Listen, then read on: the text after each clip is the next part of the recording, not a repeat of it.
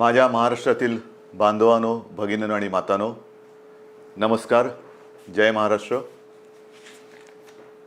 साधारणतः प्रत्येक आठवड्यामध्ये आपण अशा पद्धतीने भेटतो आहोत आणि मी बोलतो आहोत असं म्हणेन, पण मीच बोलतो आणि आपण ऐकता आहात. आणि आपण नुसते ऐकत नाही आहात, तर जे मी आपल्याला सांगतो आहे ते पूर्णपणाने त्या आपल्या सरकारच्या सूचना आपण हिमतीने आणि धैर्याने पाळत आहात. साहजिकच आहे, आज मी आपल्यासमोर येण्याचं कारण, आज 31 मे. लॉकडाऊन हा शब्द आता आपल्याला अंगवळणी पडलेला आहे. कदाचित ह्या काळामध्ये जन्माला येणारी बालकं ही कदाचित आईच्या ऐवजी लॉकडाऊन बोलायला पहिली सुरुवात करतील. म्हणजेच आयुष्याची सुरुवातच लॉकडाऊनमधून होते की काय, अशी परिस्थिती आहे. आज मी आपल्यासमोर आलो आहे, तो लॉकडाऊन शब्द हा कचऱ्याच्या टोपलीत फेकायला आलेला आहे. Mission begin again. पुन्हा एकदा आपण आपल्या आयुष्याची सुरुवात करतो आहोत. आणि आयुष्याची सुरुवात करताना लोकमान्य टिळकांचा तो किस्सा, ती आठवण ही मला आपल्याला सांगणं आवश्यक वाटतं. स्वातंत्र्याची लढाई जेव्हा सुरू होती, लढाईच होती ती, अर्थातच लढाई, मोठी लढाई. आणि लोकमान्य मंडालेच्या तुरुंगात किती वर्ष होते, कशा पद्धतीत होते, त्यांनी त्या तुरुंगात काय काय गीता रहस्य वगैरे या सगळ्या गोष्टी आपल्याला कल्पना आहे. पण सुटून आल्यानंतर त्यांना काही जणांनी विचारलं की आता पुढे काय, आणि त्यांनी सांगितलं पुनश्च हरिओम. पुनश्च हरिओम म्हणजे काय की पुन्हा एकदा आयुष्याला सुरुवात करतो आहे, लढाईला सुरुवात करतो आहे. तशीच आपली ही मिशन बिगिन अगेन, किंबहुना पुनश्च हरिओम सुरुवात करायची आता आपल्याला. ही सुरुवात करताना लॉकडाऊन करणं हा एक भाग झाला आणि सगळं हळूवार उघडणं हा दुसरा भाग झाला. म्हणजे लॉकडाऊन हे सायन्स असेल तर लॉकडाऊन उघडणं ही एक कला आहे किंवा आर्ट आहे. कसं काय उघडतोय आपण? पावसाळा तोंडावरती आहे. पावसाळा तोंडावरती आहे म्हटल्यानंतर पाऊस येऊन जातो, पडून जातो, अनेक ठिकाणी शेवाळ साचतं आणि शेवाळ समोर दिसल्यानंतर आपण आपलं पाऊल हे फार काळजीपूर्वक टाकतो. कुठे निसरडं नाही ना, कुठे घसरणार नाही ना, एकमेकाचा हात धरून चालतो, थोडासा आधार घेऊन चालतो की जेणेकरून आपलं पाऊल हे चुकता कामा नये आणि आपण घसरून पडता कामा नये. की तशीच पुढच्या आयुष्यातली पावलं ही आपल्याला अशीच तुम्हाला आणि मला, म्हणजे सरकारला आणि जनतेला, एकमेकाचा हात हातात धरून मजबूतीने टाकायचे आहेत. प्रत्येक पाऊल टाकताना कुठेही शेवाळावरती पाऊल नाही टाकत, केळीच्या सालावर पाऊल नाही टाकत. म्हणजे घाईघाई करून सटकून पडत तर नाही ना, पडणार तर नाही ना, या खबरदारीने आपल्याला पुढची वाटचाल करावी लागणार आहे. पावसाळ्याची सुरुवात म्हटल्यानंतर मी गेल्या आठवड्यामध्ये संपूर्ण आपल्या यंत्रणेची एक बैठक घेतली. त्याच्यामध्ये महसूल यंत्रणा, पोलीस यंत्रणा, आर्मी, नेव्ही, एअरफोर्स या सगळ्यांचे अधिकारी होते. आणि पाऊस म्हटल्यानंतर तुम्हाला कल्पना आहे, यावेळेचा पाऊस, त्याचा अंदाज हा सर्वत्र समाधानकारक किंवा सरासरी अथवा सरीपेक्षा थोडासा 19-20 असं सगळीकडे पडेल. म्हणजे एकूण समाधानकारक पाऊस पडेल असा अंदाज आहे. हा अंदाज आहे म्हटल्यानंतरही अनेकदा असं होतं की अचानक कुठेतरी ढगफुटी होते, पूर येतो. पूर परिस्थिती निर्माण झाल्यानंतर काय करायचं, त्याची सज्जता, ही सज्जता घेण्यासाठी ती बैठक होती. त्याही बाबतीत आपण सज्ज आहोत. कुठेही अशी आपत्ती येऊ नयेच, येणार नाहीच, पण आली तर आपण पूर्णपणे सज्ज आहोत. आणि ही सज्जता आपल्याला सांगत असताना उद्या 1 जून आहे. येत्या 2-3 दिवसातच आपल्या पश्चिम किनारपट्टीवरती चक्रीवादळ धडकण्याचा धोका आहे. चक्रीवादळ, मला खात्री येणार नाही, माझी तशी प्रार्थना आहे, माझा आत्मविश्वास आहे. आणि चक्रीवादळ आपल्या पश्चिम किनाऱ्यावरती येणार नाही ही खात्री जरी असली तरी देखील यंत्रणा मात्र आपली सज्ज ठेवलेली आहे. यंत्रणा सज्ज आहे. पश्चिम किनारपट्टी म्हणजे माझ्या सिंधुदुर्गापासून ते मुंबईपर्यंत आणि हा सगळा किनारपट्टा जो आहे, इथल्या सर्व लोकांना मी सांगतो आहे की आपण सुद्धा सज्ज राहा. असंही आतापर्यंत आपण घराबाहेर पडलेलो नाहीच आहोत, पण खास करून माझ्या मच्छीमार बांधवांना सांगतोय की तुम्ही येत्या एक 4-5 दिवसात समुद्रात जाऊ नका.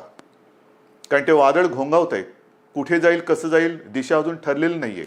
आपल्या दिशेने येत आहे, ती दिशा बदलून ते दुसरीकडे जाऊही शकेल आणि ते जाईलही नक्की. पण आपण मात्र सज्ज राहिलं पाहिजे.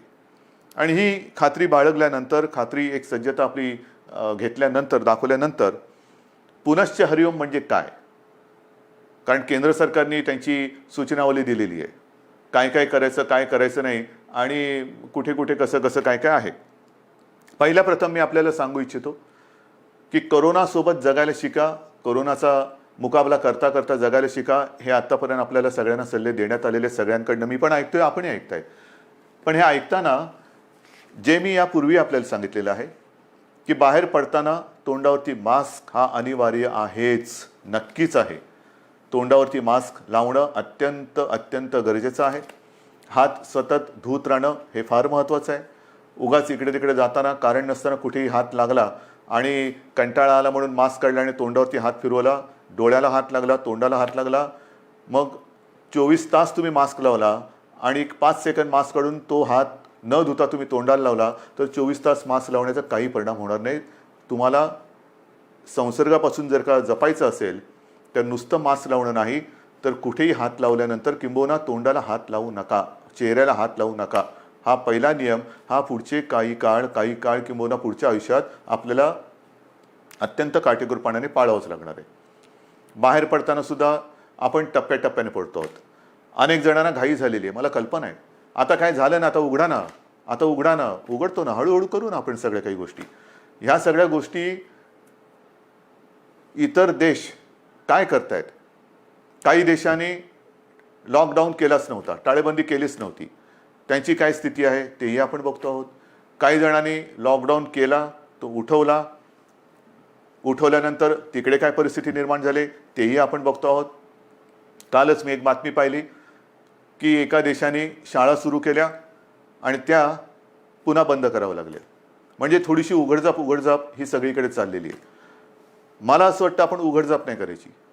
आपण एकदा जी गोष्ट आपण चालू करू ती सुरूच ठेवायची. आणि तेवढी शिस्त, तेवढा संयम हा आता गेल्या 2 महिन्यात आपल्याकडे आलेला आहे. स्वयं शिस्त म्हणा किंवा एक जिद्द म्हणा, ही आपल्या अंगी आपण आणलेली आहे. जी गोष्ट आपण ज्याची सुरुवात करू ती पुन्हा बंद करण्यासाठी नाही, अजिबात नाही. आणि म्हणून मला असं वाटतं की हा एक वादळाचा धोका आहे, तो किनारपट्टीला आहे. त्या किनारपट्टीमध्ये आपण दक्षता तर घेतोच आहोत, पण इतरत्र संपूर्ण महाराष्ट्रामध्ये 3 तारखेपासून आपण थोडेसे हातपाय हलवायला सुरू करूया. एक हातपाय हलवायला सुरू करूया. हातपाय हलवायला सुरुवात करायची म्हणजे काय करायचं, तर अनेक जण हे सकाळी फिरायला जातात, चालायला जातात, संध्याकाळी जातात. काही माझी तरुण युवक मुलं ही व्यायाम करतात, आउटडोअर व्यायाम, आउटडोअर. अजूनही जिम, स्पा ह्यांना आपण चालू करायला परवानगी दिलेली नाही. जिथे गर्दी होऊ शकेल त्या गर्दीला परवानगी अजूनही दिलेली नाही. कोणत्याही सभा समारंभ आणि एकत्रित येण्याला परवानगी नाही. आणि म्हणून मी आपल्याला सांगतोय की बाहेर फिरताना सुद्धा आपण अंतर ठेवून फिरायचं आहे. एकमेकापासून जेवढं अंतर ठेवू ते अंतरच आपल्याला ह्या कोरोनापासून अंतर ठेवायला मदत करणार आहे. त्याच्यामुळे बाहेर पडल्यानंतर अनेक दिवसानंतर आपले आप्तेष्ट भेटतील, मित्रमंडळी भेटतील, भेटलीच पाहिजेत. नाही भेटून चालणार कसं, भेटलीच पाहिजेत. पण भेटल्यानंतर एका अंतरावरून आपण त्याच्याशी हाय हॅलो करा, नमस्कार वगैरे करा. जास्त गप्पा टप्पामध्ये एकत्रित येऊन रंगून जाऊ नका, दंगून जाऊ नका, कारण अजूनही ती वेळ आलेली नाही. ही आता पहिल्यांदा आपण एक ट्रायल करतो आहोत, ट्रायल घेतो आहोत. 3 तारखेपासून याची सुरुवात करतो आहोत. 5 तारखेपासून आपण असा एक निर्णय घेतोय की आजपर्यंत सगळे व्यवहार आपले ठप्प होते, सगळी दुकानं आपली हे आपण बंद ठेवली होती. आता आपण काय करतोय, शहरं जी आहेत, लहान मोठी शहरं आहेत, तिकडे रस्त्याच्या दुतर्फा असलेली जी दुकानं आहेत, म्हणजे याही बाजूला दुकानं आहेत, याही बाजूला दुकानं आहेत, आपण 5 तारखेपासून सुरुवातीला एका बाजूची दुकानं उघडायची, मग ती एकदा झाल्यानंतर ह्या बाजूची, असं अल्टरनेट एक करत अंदाज घेणार की कशा पद्धतीने आपण सुद्धा ही सवय अंगी बांधवून कसं काम करत आहात. गर्दी अजिबात करायची नाही, कारण यापूर्वीसुद्धा आपण थोडे प्रयोग केले. ही जी झुंबड उडाली, नाईलाजाने आपल्याला ते बंद करावं लागलं. यापुढे ह्या गोष्टी होता कामा नयेत. ह्या गोष्टी टाळूनच आपण जे सुरू करू ते सतत आणि कायमचं सुरूच ठेवू. एक वेगळा आदर्श महाराष्ट्रापासून देशाने आणि जगाला घेतला पाहिजे की बघा महाराष्ट्र किती शिस्तबद्ध आहे. किती शिस्तबद्ध आहे. याने एकदा सुरू केलं, कदाचित इतरत्र ते बंद झालं असेल, पण महाराष्ट्राने नाही बंद होऊ दिलं. एवढा विश्वास माझा तुमच्यावरती आहे. तर एक 5 तारखेपासून दुकानं आपण चालू करू आणि नंतर पुढचा जो रविवार आहे आपलं सोमवार आहे तो 8 तारीख आहे. या 8 तारखेपासून आपण आपली कार्यालय सुरू करतो आहोत. कार्यालय सुरू करतो. तुम्हाला मी मंत्रालयाचं उदाहरण दिलं. सुरुवातीला मंत्रालय सगळं बंद करत असताना 50%, 25%, 5%, मध्ये एक काळ तर असा आला की 100% बंद करावं लागलं. मग हळूहळू पुन्हा 5%वर आणलं. आता आपण आपली ऑफिसेस जे आहेत त्या ऑफिसेसमध्ये आपल्या कर्मचाऱ्यांची संख्या ही साधारणतः 10% उपस्थितीवरून सुरू करू.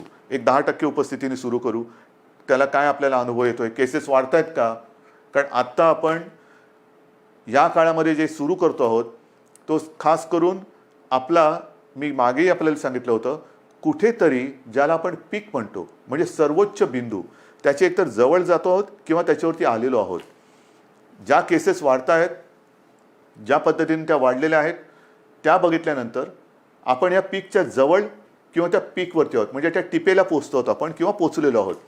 काही काळ आता हा जो केसेस येण्याची संख्या जी आहे ही साधारणतः अशीच थोडीशी वरती खाली होत नंतर हळूवारपणाने एक आणखीन 8-15 दिवसानंतर ती खाली उतरायला लागेल.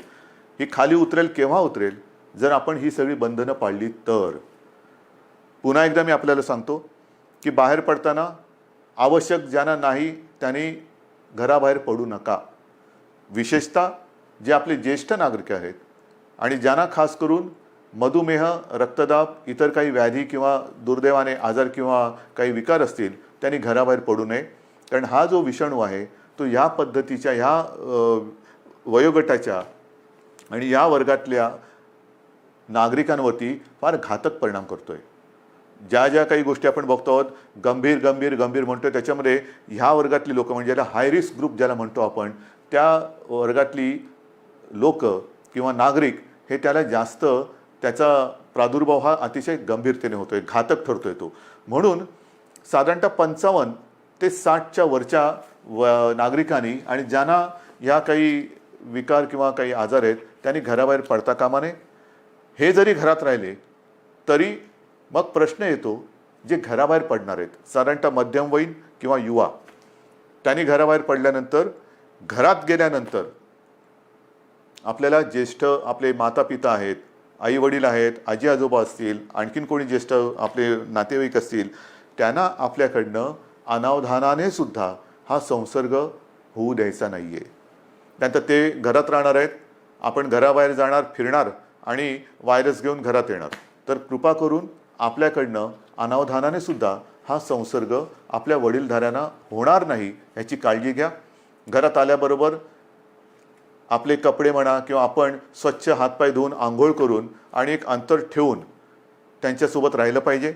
कोणालाही कुठलंही लक्षण आढळलं, कारण याची लक्षणंसुद्धा मी आपल्याला सांगितलेली आहेत. सर्दी खोकला, कारण आता पावसाळा आलेला आहे, पावसाळा आला, सर्दी खोकला, ताप, थोडंसं थकवा, तोंडाची चव जाणं, नाकाचा वास जाणं, ही जी काही अशी लक्षणं आहेत ही लक्षणं आढळली तर ताबडतोब आपल्या डॉक्टरना किंवा दवाखान्यात तिकडे तुम्ही जायला पाहिजे. लक्षणं वेळेत ओळखून जर आपण उपचार सुरू केले तर बरे होणाऱ्यांची संख्यासुद्धा खूप आहे, मोठी आहे संख्या. म्हणजे ती संख्या जर का मी तुम्हाला सांगितली तर एक दिलासादायक नक्कीच ती संख्या आहे. आत्तापर्यंत आज महाराष्ट्रामध्ये केसेस किती आहेत? महाराष्ट्राचा विचार केला तर साधारणतः 65,000 केसेस आहेत. 65,000 केसेस. पण या 65,000 केसेस कशा आहेत? ह्या आपला पहिला रुग्णसुद्धा याच्यात धरला जातोय. म्हणजे हे गेल्या वेळेला मी आपल्याला सांगितलं होतं की सुरुवातीला ज्याच्यामुळे कळलं की कोरोना आपल्या शहरामध्ये किंवा आपल्या राज्यामध्ये आलेला आहे तो रुग्ण आज बरा होऊन घरी पण गेला, कधीच गेला, पण तरीसुद्धा तो पहिला रुग्ण ह्या 65,000 धरला जातो. हे चूक आहे, ही चूक आहे. आणि तसं जर बघितलं तर आत्तापर्यंत 65,000मधून 28,000च्या आसपास हे रुग्ण बरे होऊन, खडखडीत बरे होऊन घरीसुद्धा गेलेले आहेत. 28,000च्या आसपास. काही दुर्दैवाने जे काय मृत्यू घडले तोही आकडा आहे. पण ह्या आता जे आपल्याकडे रुग्ण ज्यांना म्हणतो म्हणजे ॲक्टिव्ह केसेस जे पॉझिटिव्ह आहेत त्याच्यामध्ये आजचा आकडा आहे साधारणतः 34,000 आहे. या 34,000मध्ये साधारणतः 24,000 रुग्ण हे असे आहेत की त्यांना कोणतीही लक्षणं नाही, त्यांना कोणत्याही औषधोपचाराची आज गरज नाही, ते आपल्या क्वारंटाईनमध्ये आहेत, काही पॉझिटिव्ह असल्यामुळे आयसोलेशनमध्ये आहेत. पण या 24,000मध्ये सुद्धा साधारणतः मध्यम ते थोडी तीव्र अशा लक्षणाचे आपल्याकडे साधारणतः 9,500 आहेत. म्हणजे महाराष्ट्राची परिस्थिती हाताबाहेर गेली, मुंबईमध्ये सगळी वातात लागलेली आहे, लष्कराला बोलवा, राष्ट्रपती राजवट लावा. त्यांना म्हणे हे आकडे बघा, हे आकडे बघा ना, हे आकडे बोलके आहेत. हे का आपण करू शकलो? 9,500 यांना साधारणतः मध्यम ते तीव्र लक्षणं आहेत आणि त्याच्यापैकी साधारणतः 1200 जण मात्र हे थोडे गंभीर आहेत. त्याच्यापैकी 200 जण हे व्हेंटिलेटरवरती आहेत. म्हणजे 65,000 जो आकडा आपण ऐकतो आहोत आणि बापरे महाराष्ट्रामध्ये काय चाललंय, मुंबईमध्ये काय चाललंय, काय सरकार काय काम करते की नाही आहे, तर 65,000 आकड्यामध्ये 28,000 घरी गेलेले आहेत आणि अतिगंभीर जर म्हटले तर 200 रुग्ण हे व्हेंटिलेटरवरती आहेत. आता व्हेंटिलेटरवरती सुद्धा जे आहेत यापैकी सुद्धा काही जण हे म्हणजे आत्ताचे नाहीत, आत्तापर्यंतच्या 65,000 मी बोलतोय, यापैकी काही जण व्हेंटिलेटरवरनं सुद्धा व्यवस्थित बरे होऊन घरी गेलेले आहेत. ही वस्तुस्थिती आहे. आणि म्हणून मला आजही असं वाटतं की जे काही आपल्याबद्दलचं एक चित्र किंवा महाराष्ट्राला बदनाम करण्याचं कारस्थान दुर्दैवाने काही आपली म्हणणारी माणसं करतात तेव्हा दुःख होतं. पण हे जरी खरं असलं तरी एका गोष्टीचं मला नक्कीच समाधान आहे की आपला विश्वास जो सरकारवरती आहे त्याच्यामुळेच सरकार हे काम करू शकतोय. आता जसं मी तुम्हाला दुकानांचं सांगितलं, मैदानाचं सांगितलं, ऑफिसचं सांगितलं, तसंच पुढच्या रविवारपासून आपण वृत्तपत्रसुद्धा घरपोच द्यायला परवानगी देतो आहोत. कारण आपली वृत्तपत्र वाचण्याची सवयच गेली, कारण सकाळ होते तीच आपली पेपर आणि चहापासून. तर पुढच्या रविवारपासून वृत्तपत्रांसुद्धा घरपोच पोचवण्याची आपण परवानगी देत आहे. पण ही परवानगी देताना एक गोष्ट मात्र दक्षता घ्यावी लागणार. मी वृत्तपत्र विक्रेत्यांशी बोललेलो आहे आणि त्यांना मी सांगितलं की वृत्तपत्र विक्रेते जी आपली मुलं आहेत ती सुद्धा मुलं आहेत, त्यांना सुद्धा आपण काळजी घेतली पाहिजे, त्यांची काळजी घेतली पाहिजे. त्यांना देखील आपल्याला मास्क द्यावा लागणार, त्यांना एक हँड सॅनिटायझरची बाटली द्यावी लागणार. वेळोवेळी त्या मुलांनी सुद्धा आपले हात हे धुत राहिले पाहिजेत, तोंडावरती मास्क हा कायम ठेवला पाहिजे वृत्तपत्र वितरण करताना. आणि अशा पद्धतीने वृत्तपत्रसुद्धा वितरण करण्याची परवानगी आपण पुढच्या रविवारपासून देत आहोत. मैदानाची परवानगी मी तुम्हाला सांगितलेली आहे. सार्वजनिक ठिकाणी आपण फिरायला जाऊ शकता, व्यायाम करायला जाऊ शकता आणि ती वेळ आपण पहाटे 5 पासून संध्याकाळी 7 वाजेपर्यंत अशी मुभा ठेवलेली आहे. पहाटे 5 म्हणजे ज्यांना आपण मॉर्निंग वॉक जो म्हणतो, ज्यांची सवय आहे लवकर उठून फिरायला जायचं, आपण पुन्हा एकदा सकाळी 5 वाजल्यापासून पहाटे 5 वाजल्यापासून संध्याकाळी 7 वाजेपर्यंत या सगळ्या सार्वजनिक स्थळांचा म्हणजे मैदानं असतील, सी फेस आहे आपला, इतर ग्रामीण भागातल्या काही गोष्टी असतील, तलाव आहेत, कुठेही इकडे या पहाटे 5 ते संध्याकाळी 7 वाजेपर्यंत आपण निश्चित निसर्गाच्या सान्निध्यात जाऊ शकता, फिरू शकता, मैदानी व्यायाम करू शकता. पण हे व्यायाम करताना आरोग्य कमावण्यासाठी म्हणून त्याचा उपयोग करा. एकत्रित येऊन जे आरोग्य आपलं आहे ते बिघडून देऊ नका. अंतर हे ठेवलंच पाहिजे, हे मी पुन्हा पुन्हा सांगतोय. हे झाल्यानंतर मग जे काही आकडे मी तुम्हाला सांगणार आहे ते आकडे ह्याची थोडीशी तुम्हाला कल्पना असायला पाहिजे की नेमकं सरकारने आत्तापर्यंत केलेलं काय आहे, काय करते सरकार, किती आपल्याकडे व्यवस्था आहे. तर ज्या वेळेला हे संकट कोरोनाचं आलं कोणालाच कल्पना नव्हती की हे किती वाढेल आणि त्याच्यासाठी तयारी किती करावी लागेल. म्हणजे साधी गोष्ट आहे की आपल्याकडे राज्यामध्ये प्रयोग म्हणजे ज्या टेस्टिंग लॅब ज्या आहेत त्या नाही आहेत अशातला भाग नाही. पण याच्यासाठी जी टेस्ट करावी लागते त्याची सुविधा ही फक्त 2 ठिकाणी होती. एक आपल्या कस्तुरबामध्ये आणि पुण्याच्या NIVमध्ये. ही कस्तुरबाची सुद्धा जी लॅब आहे ती आपण साधारणतः 2007 साली मुंबई महापालिकेच्या माध्यमातून केली म्हणून ती दुसरी होती, नाहीतर फक्त एकच होती. त्याच्यात कस्तुरबा आपण केली, त्या 2 लॅब होत्या.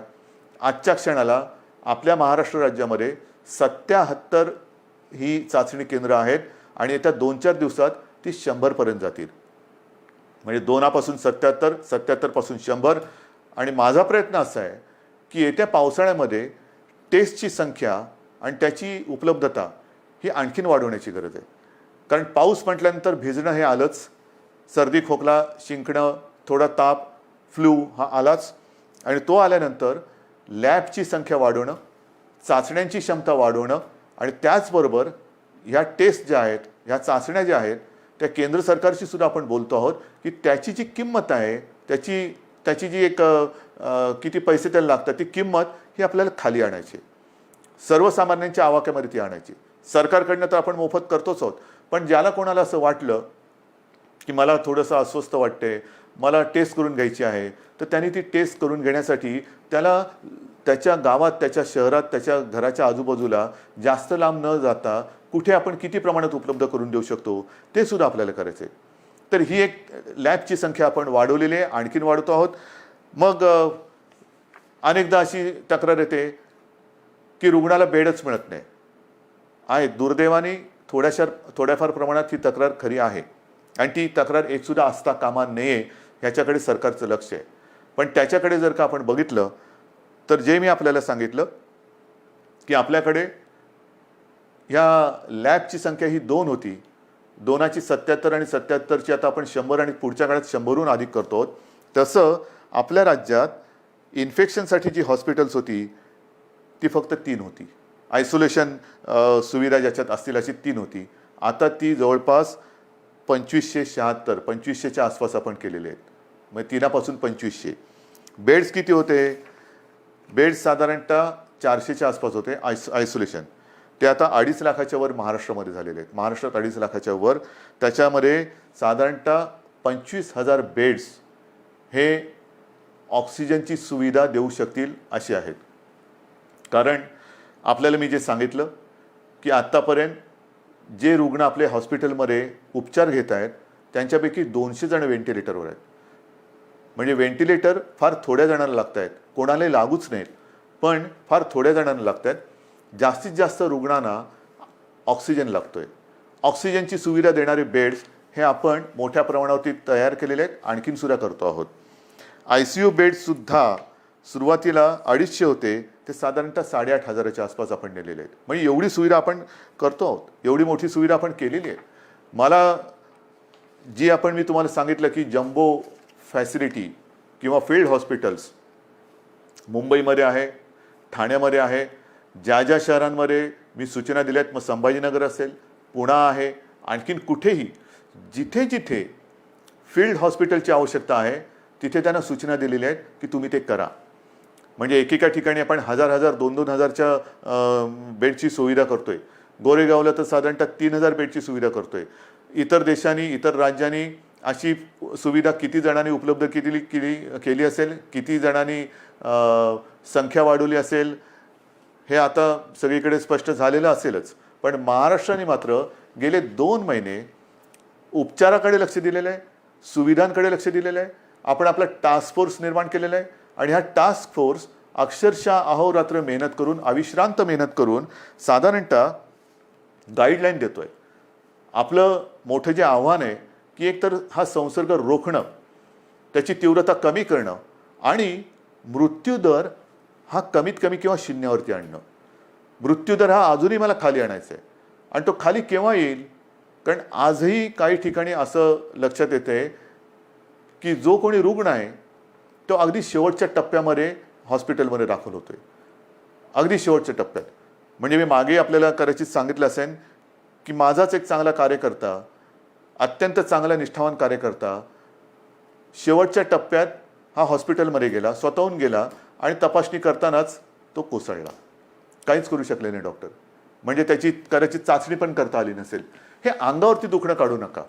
अंगावरती दुखणं काढल्यानंतर मग मात्र त्याला उपचार नाही आहेत. अनेक जण जे वाचून घरी गेलेले आहेत ते वेळेमध्ये आपल्याकडे आलेले आहेत. अगदी दुर्दैवाने काही व्हेंटिलेटरवरती जाऊन सुद्धा सुदैवाने खडखडीत बरे होऊन घरी गेलेले आहेत. वेळेत आले तर उपचार होतात. मी मागे सारखं मागे बोलतो, कारण या काही दिवसात एवढ्या जणांशी मी बोलतोय की नेमकं तुमच्याशी बोललो का इतराशी कोणाशी बोललो हे लक्षात येत नाही. तर त्यावेळेला मी सांगितलं होतं की जर का मृत्यूदर खाली आणायचा असेल, आणि तो येतोय, नक्कीच येतोय, आलेला आहे, तर डॉक्टर आपल्याकडे सज्ज आहेत. पण डॉक्टरना 2 गोष्टी वेळेत मिळाल्या पाहिजेत.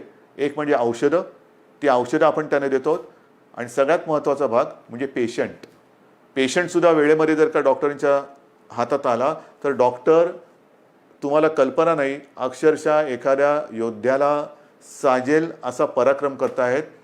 कोणत्याही टोकाला जाऊन त्याला वाचवण्याची शर्थ करतायत, आणि त्याला मी तर म्हणेन यशसुद्धा येते.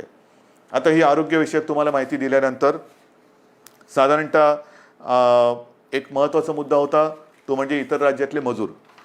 या मजुरांना सुद्धा आपण आत्तापर्यंत 12 लाख, किंबहुना त्याच्याहून जास्त असेल, माझ्याकडे आकडा आहे माझ्याकडे, 12 लाखापेक्षा नाही, हे बघा, सुमारे 16 लाख मजुरांना रेल्वे आणि बसेसने आपण इतर राज्यात सोडलेली. सुमारे 16 लाख लोकांना रेल्वेतनं आणि बसेसमधून आपण परराज्यात सोडलेलं आहे. साधारणतः 800 ट्रेन्स, 11 लाखाच्या वरती. मी आज पियुष गोयलला धन्यवाद देतोय, कारण गेल्या वेळेला बोलले तर थोडंसं त्यांचा राग आला होता. पण पियुषजी, आज मी तुम्हाला धन्यवाद देतोय, मुद्दामून धन्यवाद देतोय, कारण आपण त्यावेळेला ते मनावर घेतलं आणि खरंच तुम्ही ट्रेन्स उपलब्ध करून दिल्या. त्याच्यामुळे साधारणतः 11 लाखाच्या वरती, 11.5 लाखाच्या आसपास मजुरांना आपण त्यांच्या गावात, त्यांच्या राज्यात जाऊ दिले. एस टीने आपल्याला साधारणतः 42,000पेक्षा 42,500 एस टी बसेसद्वारे आपण 5.25 लाख मजुरांना राज्याच्या सीमेपर्यंत सोडलेले आहे. आणि याच्यावरती आपण आत्तापर्यंत मुख्यमंत्री सहायता निधीतून जवळपास 85 ते 90 कोटी रुपये खर्च केलेले आहेत. 85 ते 90 कोटी रुपये. साधारणतः 22पेक्षा जास्त फ्लाईट्सद्वारे 3,000पेक्षा जास्त नागरिक आपण महाराष्ट्रात आणलेले आहेत. 7 जूनपर्यंत आणखीन काही फ्लाईट्स येत आहेत. तर अशी ही सुरुवात होते. शिवभोजन थाळीसुद्धा ही आजपर्यंत आपण 838 केंद्र राज्यात कार्यरत केलेली आहेत. 1 ते 30 मे, फक्त 1 ते 30 मे या काळात या शिवभोजन थाळीच्या योजनेतून आपण 32,77,778 शिवभोजन थाळ्याच्या माध्यमातून एवढ्या लोकांना, म्हणजे 32 लाखाच्या आसपास लोकांना आपण भोजन देण्याची व्यवस्था केलेली आहे. मुख्यमंत्री सहायता निधीत आतापर्यंत 352 कोटी रुपये आपण संपूर्ण आले. त्याच्यापैकी 111 कोटीपेक्षा जास्त हे कोविडसाठी आपण खर्च केलेला आहे. या सगळ्या गोष्टी चालू आहेत. उद्योगधंदे सुरू होत आहेत. 7.5 लाखापेक्षा जास्त मजूर हे कामावरती आलेले आहेत. उद्योगांना तर आपण परवानगी दिलेली आहे. आणखीनही उद्योग आपण सुरू करतो आहोत. आता हे सगळं सुरू करत असताना जसा पावसाळा सुरू होतो आहे तसंच आपलं शैक्षणिक वर्ष सुरू होतं आहे.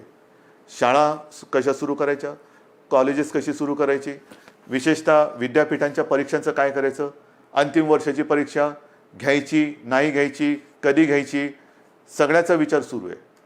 पहिल्यांदी कॉलेजच्या विद्यापीठाच्या अंतिम वर्षाच्या परीक्षेबद्दल मी बोलतो. कालसुद्धा मी त्याच्याबद्दल कुलगुरूंची एक बैठक घेतली. विभागवार सगळ्या कुलगुरूंची मतं मी आजमावून घेतली.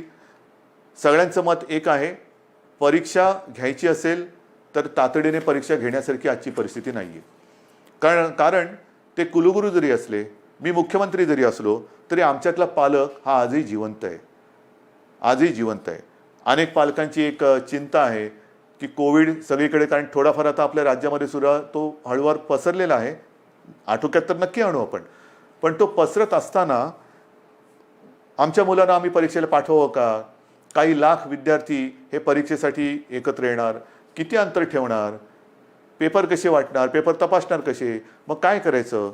म्हणून आपण सगळ्यांनी मिळून एक असा तोडगा काढलेला आहे की अंतिम वर्षाच्या ज्या परीक्षा आहेत त्या परीक्षा घेण्यापूर्वी एक असा मुद्दा आला, आणि मला असं वाटतं तो बरोबर आहे. आपण एक निर्णय असा घेतलेला आहे की साधारणतः जेवढे सेमिस्टर झालेले आहेत त्यांची सरासरी काढून त्या विद्यार्थ्यांना मार्क्स द्यायचे आणि त्या विद्यार्थ्यांना तसं पास करायचं. कारण साधारणतः गेले किती सेमिस्टर झाले असतील, किती वर्षाचे झालेत, ते एक सरासरी काढली तर आपण त्या सरासरीचा विचार करू शकतो आणि ते ॲग्रिगेट करून त्यांना पास करायचं, की जेणेकरून त्यांचं आयुष्य थांबणार नाही. परीक्षा कधी घेणार? जूनमध्ये घेऊ शकतोय? नाही. जुलैमध्ये घेता येईल? सांगता येत नाही. ऑगस्टमध्ये येईल? कल्पना नाही. मग कधी घेणार आपण परीक्षा? मग तोपर्यंत विद्यार्थ्यांनी करायचं काय? नुसतं ताटकळून राहायचं, लोंबकळत राहायचं? अजिबात नाही. शिक्षणाचा खेळखंडोबा हा होऊ द्यायचा नाही.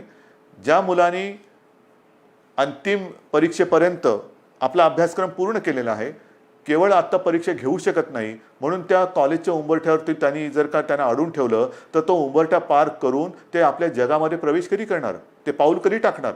म्हणून आपण असं ठरवलेलं आहे की या विद्यार्थ्यांना जेवढे सेमिस्टर झालेत त्याची सरासरी करून मार्क्स देऊन पास करायचं. आणि पास केल्यानंतर जर का कोणाला असं वाटत असेल की ठीक आहे रे, पण मला अजूनही मी मार्क्स मिळवू शकत होतो, जर परीक्षा झाली असती ना तर मी आणखीन चांगले मार्क्स मिळवू शकलो असतो, ठीक आहे, तुम्हालाही आपण संधी देतो. साधारणतः एक अंदाज घेऊन ऑक्टोबर असेल, नोव्हेंबर असेल किंवा सप्टेंबर असेल आपण बघूया. पण ज्यांना जर का वाटत असेल की मी परीक्षा पण मला द्यायची होती कारण मी अधिक मार्क कमवू शकत होतो, तर आपण त्यावेळेला परीक्षा घेऊन ज्यांना परीक्षेला बसून अधिक मार्क्स मिळवण्याची जर का त्यांची इच्छा असेल तर त्यांच्यासाठी सुद्धा परीक्षा घेण्याची आपण एक तयारी ठेवतो आहोत. तूर्त त्यांना आपण पुन्हा एकदा सांगतो, जेवढे सेमिस्टर झालेत ते ॲग्रिगेट करून त्यांना मार्क देऊन आपण त्यांना त्यांच्या आयुष्यामध्ये पाऊल टाकायला आपण संधी देत आहोत. ज्यांना परीक्षा द्यायची असेल त्यांच्यासाठी जेव्हा आपण घेऊ शकतो परीक्षा त्यावेळेला परीक्षेची सुद्धा सोय करतो आहोत. म्हणजे त्यांना एकदा या टेन्शनमधून आपण मोकळं करतो आहोत.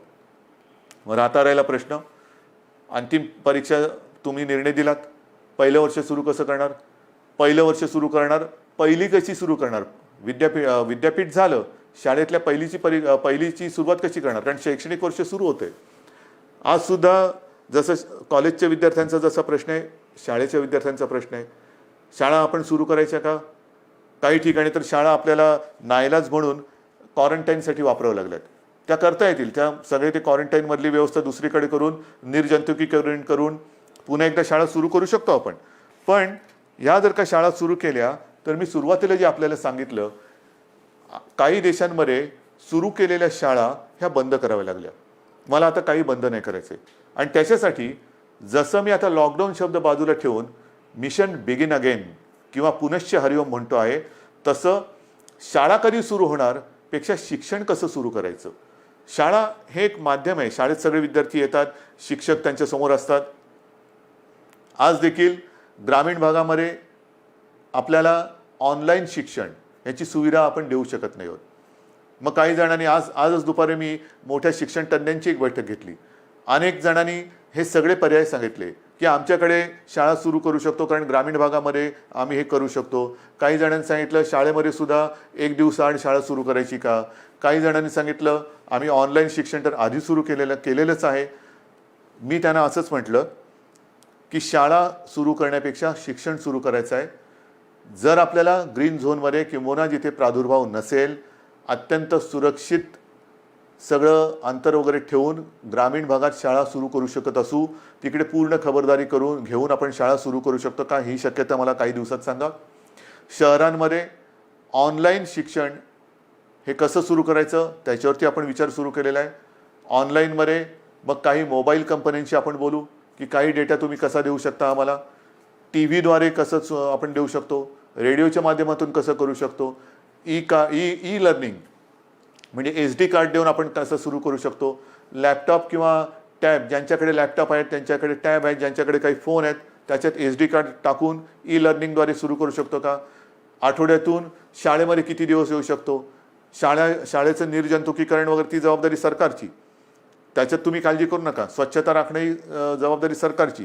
पण खरंच शहरांमध्ये आपण शाळा सुरू करू शकतो का? आणि सुरू करू शकत नसू तर ऑनलाईन पद्धतीने शिक्षण आपल्याला सुरू करायला पाहिजे. थोडक्यामध्ये जिथे जिथे ऑनलाईनने आपण सुरू करू शकतो तिथे ऑनलाईनने शिक्षण सुरू करू. जिथे आपण शाळा सुरू करू शकत असू तिकडे शाळेतनं शिक्षण सुरू करू. जिथे आपल्याला वाटत असेल की समजा आपल्याला SD कार्ड देऊन आणखीन काय करून शिक्षण सुरू करायचं असेल तर तेही करू शकतोय. येत्या काही दिवसात त्याच्यावरती आपण ठोस निर्णय घेऊ. शिक्षण सुरू झालंच पाहिजे. पण मला असं वाटतं की कोरोनाने आपल्याला नक्कीच काही काही गोष्टी शिकवलेल्या आहेत. तरुणांनी आपल्या स्वतःकडे बघायला हे नक्कीच शिकवलेलं आहे. स्वतःकडे पाहायला शिकवलं आहे, आपल्या कुटुंबाकडे पाहायला शिकवलेलं आहे, आपल्या मुलांकडे, मग शिक्षणाकडे, आरोग्याकडे. आजपर्यंत कदाचित आरोग्य असेल आणि शिक्षण असेल यांना तेवढं प्राधान्य दिलं गेलं नसेल कदाचित. पण मला असं वाटतं की पुढचं आयुष्य जगताना जर आपण जीवनावश्यक वस्तू आणि जीवनावश्यक काही गोष्टी ह्या अशा संकटाच्या काळातही बंद होऊ न देता चालू ठेवल्या, तसंच शिक्षणसुद्धा किती मोठं संकट आलं तरी देखील कसं सुरू ठेवता येईल त्याच्याकडे आता आपल्याला लक्ष देण्याची गरज आहे. आरोग्य सुविधासुद्धा मोठ्या प्रमाणात वाढवण्याची गरज आहे. जसं आपण इकडे विशेषतः मुंबईपासून सुरुवात केली आपण, field hospitals, Bandra Kurla complex असेल, वरळीचे एक्झिबिशन ग्राउंड आहे, तिकडे मोठी फील्ड किंवा जम्बो फॅसिलिटी म्हणून हॉस्पिटल्स उभारली. मी असं ठरवलेलं आहे, आपल्या सरकारने असं ठरवलेलं आहे की येत्या काळात आरोग्याला प्राधान्य द्यायचं, शिक्षणाला प्राधान्य द्यायचं. शहरांमध्ये म्हणजे ग्रामीण भागामध्ये सुद्धा, ग्रामीण भागातली छोटी मोठी शहरं आहेत त्या शहरांमध्ये त्या त्या जिल्ह्यांच्या आवश्यकतेनुसार इन्फेक्शन हॉस्पिटल्स, जी इतर वेळेला तिकडे काही कार्यक्रम चालतील, जसं वरळीचं आपलं गोरेगावचं एक्झिबिशन ग्राउंड आहे, तिथे इतर काही कार्यक्रम चालतात. वरळीला डोम आहे, इतर वेळेला इतर काही कार्यक्रम चालतात. ते कार्यक्रम चालू ठेवायचे, पण हॉस्पिटलची सुविधा ही तिकडे सज्ज ठेवायची. जर गरज लागली तर तिथे 2 ते 3 दिवसात हॉस्पिटल उभारता आलं पाहिजे. उभारता म्हणजे सगळ्या सुविधा ज्या आहेत, म्हणजे बेड्स या सगळ्या पटपट मांडून हॉस्पिटल सुरू होईल. इतर वेळेला लग्नसराई असेल, प्रदर्शनं असतील, कृषीची प्रदर्शनं असतील, इतर काही कार्यक्रम असतील, सभा समारंभ असतील, त्याच्यासाठी ते वापरले जातील. पण आरोग्य सुविधा मात्र जेव्हा गरज लागेल तिथे कमीत कमी वेळेत त्या आपल्याला उपयोगात आणता येतील अशा पद्धतीने राज्यभर आरोग्य सुविधासुद्धा आपण निर्माण करणार आहोत. एकूणच जे मी आपल्याला सुरुवातीला बोललो होतो की आपण खबरदारी घ्या, आम्ही जबाबदारी घेतो. आता खबरदारी आणि जबाबदारी दोन्ही एकत्र करण्याची वेळ आलेली आहे. जबाबदारी सरकारने घेतलेली आहे, खबरदारी आपण घेतलेली आहात. आता खबरदारी आणि जबाबदारी संपूर्ण वाट आपली ही असं समजा की निसरडी आहे. एकमेकाचा हात हातात धरून दोघांनाही कुठे धोका होणार नाही. म्हणजे सरकारला तसं नाही, सरकार तसं पडूच शकत नाही. तुम्ही सोबत असल्यानंतर तसं सरकार कोणी पाडू शकत नाही, मला सरकारची चिंता नाही आहे. पण आयुष्यात कुठेही आपल्याला घाईघाई करून घाईगर्दीने आपलं पाऊल चुकता कामा नये, पाऊल घसरता कामा नये. याची खबरदारी घेऊन जे करू ते ठामपणाने करू आणि जे करू ते पुन्हा बंद कधी करणार नाही या आत्मविश्वासाने एक एक पाऊल पुढे टाकत जाऊ. Mission begin again. पुनश्च हरिओम. जय हिंद, जय महाराष्ट्र.